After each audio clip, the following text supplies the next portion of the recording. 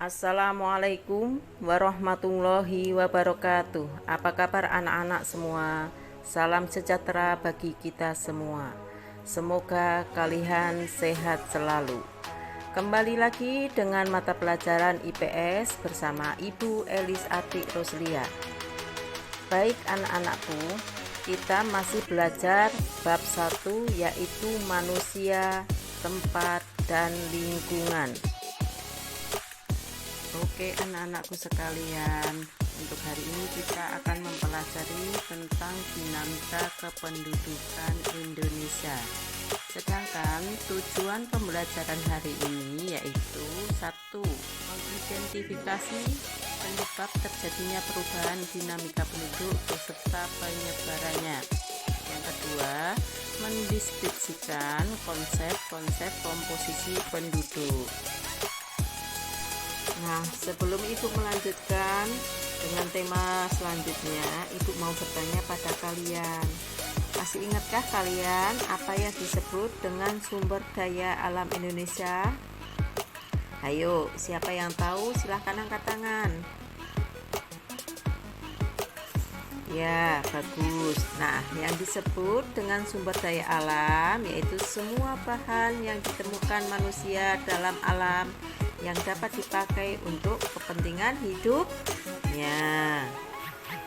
Anak-anak, Ibu akan menjelaskan mengenai dinamika penduduk. Apa sih yang dimaksud dengan dinamika penduduk?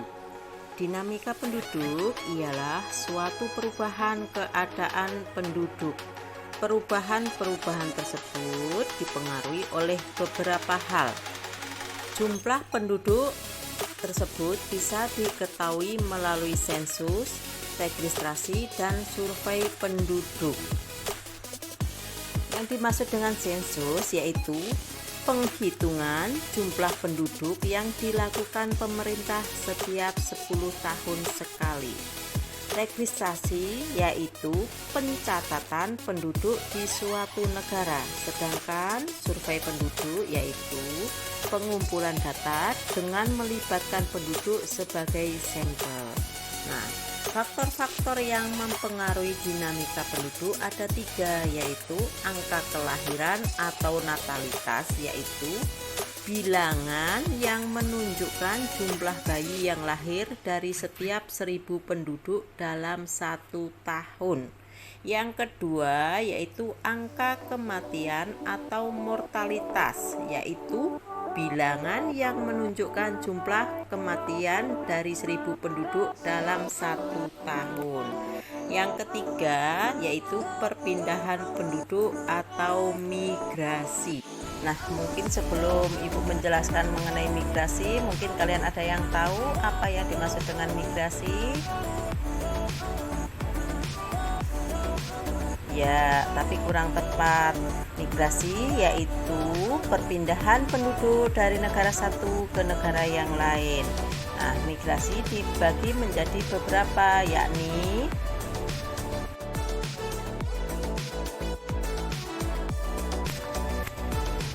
yang pertama yaitu emigrasi. Emigrasi adalah perpindahan penduduk dari dalam negeri ke luar negeri. Yang kedua yaitu imigrasi. Imigrasi adalah perpindahan penduduk dari luar negeri ke dalam negeri. Yang ketiga yaitu urbanisasi. Urbanisasi ialah perpindahan penduduk dari desa ke kota. Ada 2 hal penting yang menyebabkan terjadinya urbanisasi, yaitu daya dorong desa dan daya tarik kota. Penyebab penduduk desa melakukan urbanisasi: 1. Terbatasnya lapangan pekerjaan di pedesaan. 2. Semakin sempitnya lahan pertanian. 3. Keberhasilan pertanian yang tidak pasti seperti paceklik, kekeringan, dan serangan hama. Yang keempat, minimnya fasilitas sosial di pedesaan. Dan yang kelima yaitu kehidupan desa yang tidak bervariasi atau monoton. Sedangkan daya tarik perkotaan yaitu 1. Lapangan pekerjaan di kota lebih banyak dibanding di desa. Yang kedua, upah pekerja di kota lebih tinggi dibanding di desa. Yang ketiga, fasilitas sosial, pendidikan, olahraga, dan lain-lain lebih lengkap dibandingkan di desa.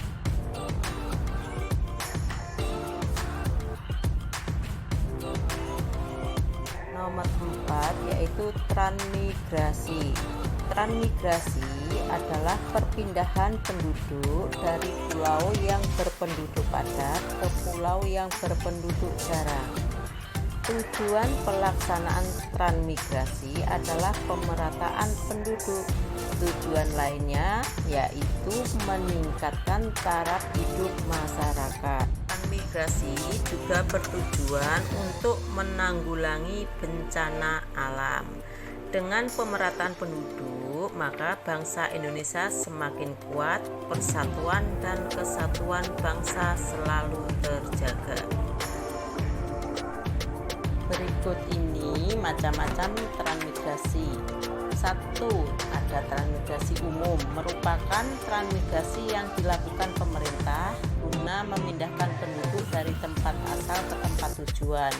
Yang kedua, ada transmigrasi sektoral, yaitu transmigrasi yang dilakukan secara bersama-sama oleh transmigran dan perpindahan biayanya dibiayai oleh daerah asal dan daerah tujuan. Yang ketiga, ada transmigrasi khusus. Ya, transmigrasi ini dilakukan secara khusus karena adanya suatu pelaksanaan maupun pembangunan tertentu. Keempat, ada transmigrasi forensen, merupakan transmigrasi yang dilakukan oleh orang yang tinggal di desa namun memiliki mata pencaharian di kota, sehingga memaksa transmigran forensen harus pulang pergi untuk bekerja. Yang kelima, transmigrasi bedol desa, merupakan pemindahan secara keseluruhan yang melibatkan penduduk beserta aparaturnya karena adanya rencana proyek tertentu oleh pemerintah. Yang keenam, transmigrasi bekas pejuang, merupakan transmigrasi khusus yang dialami oleh para purna pejuang dan purna anggota ABRI yang sudah pensiun. Nah, yang ketujuh, transmigrasi spontan, merupakan transmigrasi yang secara kemauan individu ingin menjadi transmigran, di mana biaya perpindahan ditopang secara individu. Kedelapan, transmigrasi swakarsa, di mana para transmigran akan diberikan tanah gratis untuk dikelola. Yang kesembilan, transmigrasi ruralisasi, merupakan transmigrasi yang disebabkan kembalinya para pelaku urbanisasi ke daerah asalnya. Yang ke-10, transmigrasi keluarga, merupakan transmigrasi di mana perpindahannya dibiayai oleh keluarga para transmigran di daerah tujuannya. Yang 11, transmigrasi lokal, merupakan transmigrasi yang dilakukan oleh provinsi ke provinsi yang lain di mana seluruh biaya ditanggung oleh Departemen Transmigrasi. Itulah beberapa macam transmigrasi. Kita membahas mengenai jumlah penduduk. Indonesia memiliki jumlah penduduk yang sangat besar. Berdasarkan data kependudukan dunia tahun 2015, penduduk Indonesia menempati urutan keempat di dunia. Yang pertama yaitu Cina dengan jumlah 1.372 juta jiwa. Yang kedua yaitu India dengan jumlah 1.314 juta jiwa. Yang ketiga yaitu Amerika Serikat dengan jumlah 321 juta jiwa. Sedangkan Indonesia urutan keempat dengan jumlah 256 juta jiwa. Perkembangan jumlah penduduk yang besar mempunyai dampak positif dan dampak negatif. Dampak positifnya yaitu jumlah penduduk usia produktif yang berlimpah bagi bangsa Indonesia. Sedangkan dampak negatifnya memiliki kualitas yang rendah dilihat dari pendidikan, kesehatan, dan kesejahteraan.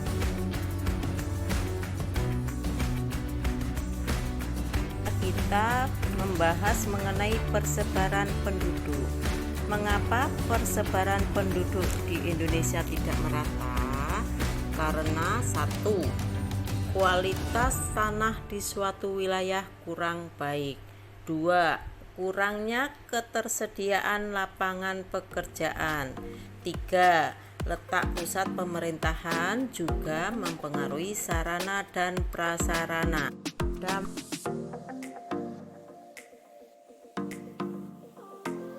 Persebaran penduduk yang tidak merata yaitu satu, bertambahnya tingkat kemiskinan di perkotaan. Yang kedua, meningkatnya kriminalitas di kota. Ketiga, memburuknya kondisi udara di perkotaan. Dan cara agar penduduk Indonesia lebih merata, yang pertama yaitu membuka lapangan pekerjaan. Yang kedua, mengadakan program transmigrasi. Yang ketiga, melakukan pemerataan pembangunan.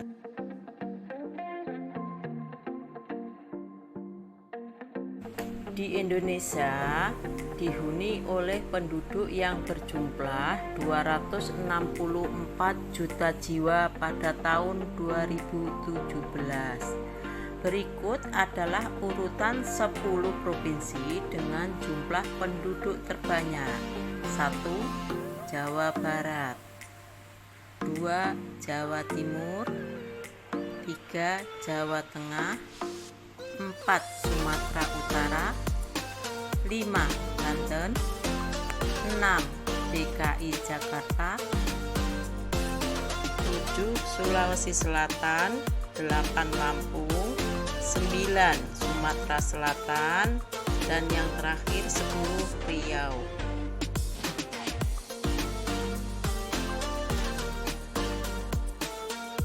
Selanjutnya kita akan membahas mengenai komposisi penduduk. Komposisi penduduk yaitu pengelompokan penduduk berdasarkan usia atau umur, jenis kelamin, mata pencaharian, agama, bahasa, pendidikan, tempat tinggal, jenis pekerjaan, dan lain-lain. Komposisi penduduk berdasarkan usia ada dua, yaitu usia produktif dan usia non-produktif. Nah, misalnya usia 0 sampai 14 disebut dengan usia belum produktif. Usia 15 sampai 64 disebut usia produktif. Dan usia di atas 65 disebut dengan usia tidak produktif. Komposisi penduduk berdasarkan jenis kelamin atau sex ratio. Nah, perbandingan tersebut dapat digunakan untuk memperkirakan bentuk pemberdayaan penduduk sebagai sumber daya manusia sesuai dengan karakteristiknya. Misalnya berkenaan dengan pekerjaan, tanggung jawab, serta bentuk pengembangan pendidikan dan pelatihan yang sesuai dengan potensi dan kemampuan penduduk. Pada zaman dahulu, kaum laki-laki lebih dominan untuk bekerja atau berusaha dan mempertahankan diri. Pada saat teknologi masih sangat sederhana, hanya penduduk yang memiliki tenaga dan kemampuan fisik yang kuat yang dapat bertahan hidup. Tetapi setelah teknologi berkembang dengan cepat dan modern, sesuai pula dengan prinsip emansipasi wanita, ternyata hampir semua jenis pekerjaan yang biasa dikerjakan oleh kaum laki-laki juga dapat dikerjakan oleh kaum perempuan. Selanjutnya yaitu piramida penduduk. Salah satu cara untuk memperoleh data penduduk adalah dengan melihat piramida penduduk.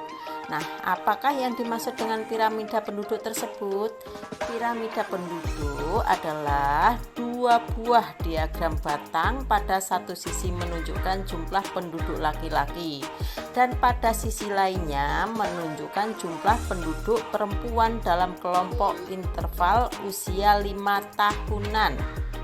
Penduduk laki-laki biasanya digambarkan di sebelah kiri, sedangkan penduduk wanita di sebelah kanan. Piramida penduduk memiliki manfaat seperti 1. Mengetahui perbandingan jumlah penduduk pria dan wanita. 2. Mengetahui pertumbuhan penduduk di suatu negara. 3. Mengetahui jumlah penduduk usia sekolah.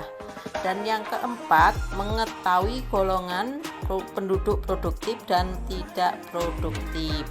Dengan demikian, piramida penduduk menjadi data penting untuk menjadi salah satu dasar pembuatan keputusan penting di suatu negara. Piramida penduduk dibedakan menjadi 3 macam, yaitu 1.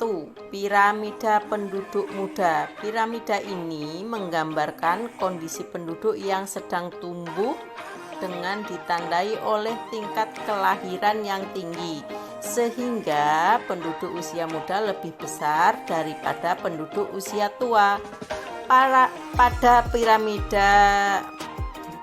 Pada piramida penduduk tersebut, sebagian besar jumlah penduduk ada di usia di bawah 20 tahun. Penduduk usia produktif banyak menanggung beban usia muda dan tua. Suatu negara yang memiliki piramida penduduk diperlukan motivasi kerja yang tinggi bagi penduduk usia produktif agar dapat menghidupi penduduk usia non-produktif (usia muda atau tua) usia muda dan tua.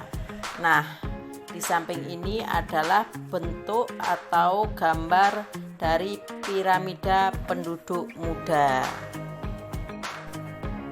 Nah, yang kedua yaitu piramida penduduk dewasa. Piramida penduduk dewasa menggambarkan komposisi penduduk usia muda seimbang dengan komposisi penduduk usia tua, di mana jumlah penduduknya dalam keadaan tetap atau seimbang. Oleh karena itu, bentuk piramida ini disebut juga piramida penduduk tetap atau stasioner. Ada juga yang menyebut istilah piramida granat karena bentuknya menyerupai granat.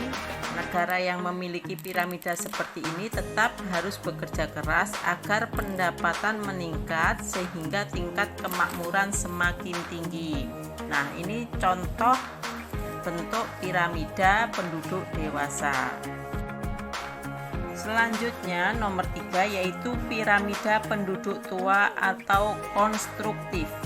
Piramida penduduk tua menggambarkan komposisi penduduk usia tua lebih besar daripada penduduk usia muda atau dewasa. Piramida penduduk ini digambarkan seperti batu nisan, sehingga piramida ini disebut piramida batu nisan. Negara yang memiliki piramida ini kondisinya hampir sama dengan negara yang memiliki piramida penduduk muda. Keduanya sama-sama menggambarkan usia non-produktif lebih banyak daripada usia produktif. Akibatnya, angka ketergantungannya juga tinggi. Nah, ini contoh gambar bentuk piramida penduduk tua. Anak-anakku, tugas kalian yaitu mencari mengapa penduduk Indonesia sebarannya tidak merata. Yang pertama itu ya. Terus yang kedua, apa saja dampak yang ditimbulkan akibat sebaran penduduk yang tidak merata. Terus yang ketiga, bagaimana caranya agar penduduk Indonesia lebih merata pada masa yang akan datang. Dan untuk tugas yang keempat, kalian cari ciri-ciri piramida penduduk.